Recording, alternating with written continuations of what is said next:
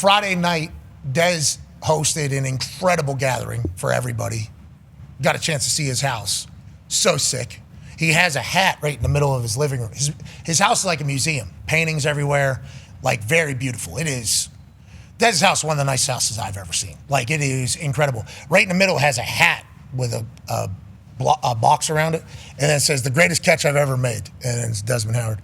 And then obviously the question, what is this? Oh, it's Michael Jackson's hat. He threw it my sophomore year of college. I went to a concert. Wow. Threw it out into the crowd. Dez, I guess. Of course. That's pretty sweet. And then he held on to it. So it's right there. It is. That's pretty sick. Yeah, it was very sick. But as we were doing it, chefs, obviously they made some Jamaican food. It was, I'm telling you, it was great. It was, I would say, the perfect event for whatever it was supposed to be. You know, like everybody get crew coming, audio coming, makeup, and it was called like a flow through. So nobody felt obligated. Like it was just very well done, I would say. One of the camera people that have been there for a long time, blanking on his name, 100% on me. He's on a jib away from us. He's not on the set. He is somewhere else. He's been there a long time though. He basically brings up to me like, you going off that high dive or whatever? And I'm like, I don't know. Is it like, how close is it to the set? They're like, it's literally right next to the set. And I was like, could you get it on camera? He goes, oh yeah, we got a lot of cameras that can get over there. And then he even says like, we'll never get an opportunity to do that again. So like this thing is right next to that. Just want to let you know, camera guy, just want to let you know, we'll never have this opportunity again. We can certainly get it on camera. It was like, okay, we should think about doing that. So then I talked to Red, Matt's his name, at game day that night. I'm like, hey, is anybody going off? What's going on here? What's the situation? Then he said Jess was going off there. And I was like, sick. Okay, I won't do it then. I don't want to do it if Jess is doing it. And then I think Jess came up with the idea, was like, well, last week he kind of challenged me. I'll challenge him to do it if he'll do it. I'm like, perfect, let's do that. So then whenever I see Jess up there, I'm thinking to myself, would be kind of cool if Jess just doesn't do this right now, okay?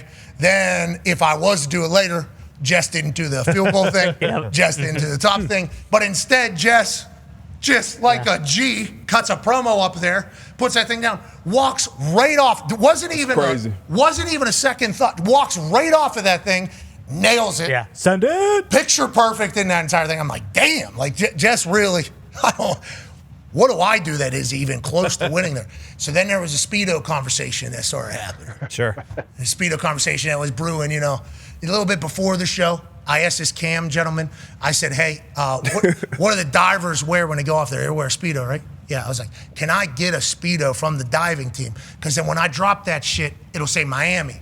You know, so then it's like easy. This is who I'm picking, Miami. So Cam tells me immediately, I'm looking at you, okay? I don't know if we got any divers. I'm like, no, they're like big. Well, get the swim team. He goes, we only have a women's swim team. And I don't know. Which is wild. I don't know if they're very good, I guess. Yeah. But I don't know if the divers are going to have that. He makes a couple calls, obviously, 2 phones. This guy, Cam, always on. I think always loves the Hurricanes. He goes, the biggest we got is size 30 waist. I'm like, that's 8th grade for me. Actually 8th grade for me. He goes, I told you you're going to be small. I don't know. So then Matt Garrett read during the show, goes, hey, we can certainly find a Speedo somewhere if that is still an option. And I just, yeah, sure, talk back. Yeah, let's go ahead and check that. So then all of a sudden, about 45 minutes later, we have 3 different options of Speedos. They're all black though, so it won't really help with the debut, but if you want to wear it, cool. Brings it up, I think it was 34 maybe. 34, like somewhere in that range. Closer. I'm a 37. I'm stuck in between 36 and 38. That's kind of where I dance. 38, you've seen me on TV with them. It looks a little bit ridiculous. There's a little bit of thing. 36, a little tight in the area. Look a little bit ridiculous. So with my fat ass, that's kind of how it is. So 34, we get that thing. I look at it. I'm like, I don't know. You know, but I don't know what a Speedo's supposed to be. This is not like that. I don't know what they're supposed to be. Was it the other guy? What do you mean? No, they went bought They went and bought them. They went that Dixon bottom. It was the biggest one. Other guy probably did have some. Yeah, but then I put that thing on. It was really uncomfortable. Last hour, you probably see me fidgety a little bit. I was so tired because I'd sweat so much at that point. Those fans that stood out there with us the entire time, absolute legends and icons. But then, yeah, as I'm running up there, I'm feeling that thing, kind of not feel comfortable, but it's a Speedo. I don't know what it's supposed to feel like. This isn't my normal thing. And then in the production room, because I was missed me ripping my shirt. David Allen, shout out to you, bro. You did make that a little bit more difficult than I thought it was going to be with those buttons. Kind of ripped that thing. Shout out to Cam getting me the sport coat and the pants the night before, obviously, so I could go real Miami Vicey.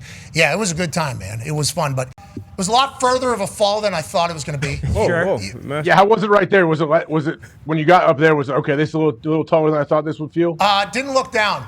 Really looked at students a lot, looked out. When I was doing the whole, then they spell out C-A-N-E-S, Canes, but the Sebastian move is a lot of that.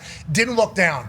Kind of had a little bit of a worrisome when I put the microphone down. Sure. And I almost looked down. You look down, your eyes are connected to your brain. There's almost a natural reaction of oh, what are we even thinking about doing? So for me, I got to just go. So I didn't even look down. But midway through, I certainly thought to myself, wow, this is further than I thought it was going to be. I'm still falling right now, and I'm happy to talk. Yeah, no bruises. They told me if I cannonballed, there was a chance I would have blew my my butthole. Yeah. out. Is that right? That's what they told you. Yeah, because that thing would be fully exposed. That would suck. Especially if I'm sitting that thing down. Was thinking about doing the backflip, I guess, because Mark Richt, head coach formerly, did backflips off that thing to rowdy up the student section or whatever. Thought about doing that because I have done that off top turnbuckle and things like that. But then if you over rotate there, that's catastrophe. Yeah. Break every bone in your face. That's certainly catastrophe. And right there, I didn't have a mic on. I said, Coach Corso, this pencil is for you.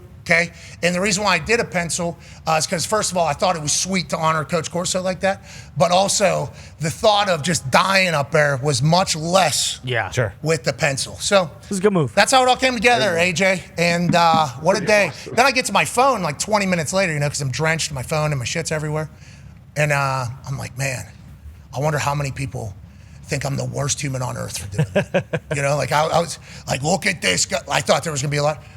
Pretty positive reaction. Yeah. I'm very, very thankful for that. And then as the bus is heading to the FBO, the airport, to get back to Indy for WrestlePalooza, I got a call from Coach Corso. And it's like, Coach Corso, he and I certainly got along, friendly, very much so. Would ask him questions, would help. I think good relationship is how it would be described. But I've only known him here the last couple years. I haven't known him for 30 years like everybody else, 20 years for everybody else.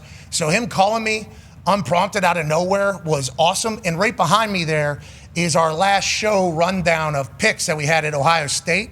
And I asked him to sign it with his Ticonderoga pencil whenever he was done. And he says, now your turn, Pat, like literally to me. It's like a pretty cool moment. And that call from him, I got emotional. It was a crazy day. And then bruised feet. Oh, yeah. If I was to do that. I mean, all these things were being talked about, like, hey, this is this. I watched a military, I think it was the Marines, URA.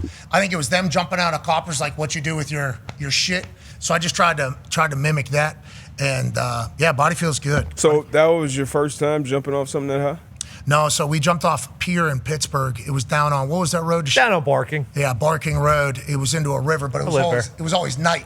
They would say different. That's 20 feet. Oh, it's 40 feet. You had no idea. It was black. And then all you would hope is it's a river so you don't hit anything pretty real. Obviously jumped off the steel cage at NXT. I've jumped off things before, out of a plane. I've done that. But it's always just can't. Just do it. Can't look. Just got to go. Like the pier, couldn't see shit. Pitch black into a river. It's like this. Hindsight. That's wild. Pretty terrible decision. You're also not a huge swim and water guy, So it's like that's I assume you went right down to the bottom of the pencil. Yeah. Thought my ears were going to explode. I imagine. As I was going down, I'm like way too low right now. Way too low. Kept going. Touched bottom. Also Speedo, right back to where it was, but this time cheeks too. Yep. Oh yeah. And you were gassed. I mean, you ran so far and climbed up like 3 flights there. Thank you. I got a text from Whitey, West Virginia legend, host of the Old Grad podcast. He said, you just literally did a fireman work like a firefighter. You just did the firefighter super challenge. You sprinted, then you did the talking the whole time. Yeah. I'm very thankful I got to do it. Shout out to Miami. That was a lot of fun. I'm happy we made it. Go ahead. Now we just. Yep. Exactly. Went off the high dive. You all saw it. Yeah. Do I have to do it again?